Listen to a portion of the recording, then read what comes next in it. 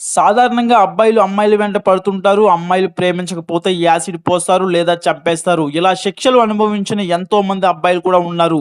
ఇక ఈ అమ్మాయిని చంపిన తీరు చూస్తే వీళ్ళు మనుషులా, మృగాలా అనిపిస్తుంది. ఇంతకన్నా దారుణంగా చంపిన వ్యక్తి ఈ ప్రపంచంలోనే ఉండరు. ద మోస్ట్ డేంజరస్ మర్డర్‌గా ఇది నమోదైందంటే ఈ అమ్మాయిని ఎంత దారుణంగా చంపారో అర్థం చేసుకోండి. జంకో పురోటా ఈ అమ్మాయి జపాన్‌కి చెందిన అమ్మాయి. చాలా అందంగా ఉంటుంది. కాబట్టి ఈ అమ్మాయికి ఎంతోమంది ప్రపోజ్ చేసేవారు. జంకో ఇవేమీ పట్టించుకునేది కాదు. జంకో పురోటాకి 17 సంవత్సరాలు. తను చదువుకుంటూనే ఒక షాప్‌లో పార్ట్ టైమ్ జాబ్ చేస్తుండేది. ఈ అమ్మాయిని ప్రేమించిన అబ్బాయి తను నలుగురు ఫ్రెండ్స్‌తో కలిసి ఒకరోజు అమ్మాయి షాప్‌కి వెళ్ళి ఇంటికి తిరిగి వస్తుండగా సాయంత్రం ఈ అమ్మాయిని ఆపి మాయమాటలు చెప్పి ఒక పాడుపడ్డ ఇంటికి తీసుకెళ్ళాడు. అక్కడి నుంచి అమ్మాయిని వేరే ఇంటికి తీసుకెళ్ళి అక్కడి నుంచి పోలీసులకు, ఫ్యామిలీకి అనుమానం రాకుండా ఫోన్ చేయించి నేను సురక్షితంగా ఉన్నాను అని చెప్పమని బెదిరించాడు. ఇలా అమ్మాయిని 44 రోజుల పాటు 400 సార్లు అత్యాచారం చేశారు. ఇంకా అతని ఫ్రెండ్స్‌ని పిలిచి వాళ్ళతో కూడా చేపించారు. ఈ ఈ అమ్మాయికి తినడానికి ఏం పెట్టకుండా మలమూత్రాలే తినిపించారు. బీర్ బాటిల్స్, మద్యం బాటిల్స్ పగలగొట్టి తన ప్రైవేట్ పార్ట్స్‌లో గుచ్చేవారు.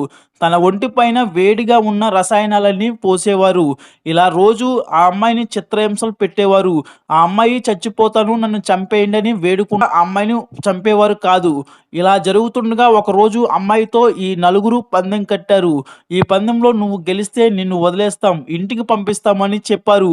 అప్పుడు ఆ అమ్మాయి గెలుస్తుంది. వెంటనే గెలిచిందనే కోపంతో ఆ అమ్మాయిని కోపంతో కొట్టి చంపేస్తారు. చంపేసిన తర్వాత జంకో బాడీని ఒక కాంక్రీట్ డబ్బాలో పెట్టి మూసివేసి ఒక ఎడారిలో పడేస్తారు. ఇలా వీరు మరిన్ని నేరాలు చేస్తుండగా వీరిలో ఒకరు పోలీసులకు దొరికిపోతారు. దీంతో ఈ విషయం చెప్తారు.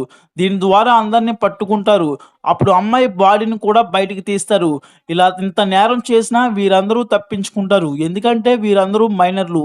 వీరిలో ఒకరికి మాత్రం 18 సంవత్సరాలు జైలు శిక్ష, మిగతా వారికి 8 సంవత్సరాలు జైలు శిక్ష వేస్తారు. అయినా సరే వీరందరూ జడ్జాగా బయట తిరుగుతారు. కోర్టు నిబంధనల ప్రకారం వీరి పేర్లు బయట మీడియాకు గానీ, బయట ప్రజలకు గానీ తెలియచేయరు. ఒక జాతీయ మీడియా సంస్థ ఈ దారుణాన్ని చూడలేక వారి నలుగురి పేర్లను బయట పెడుతుంది.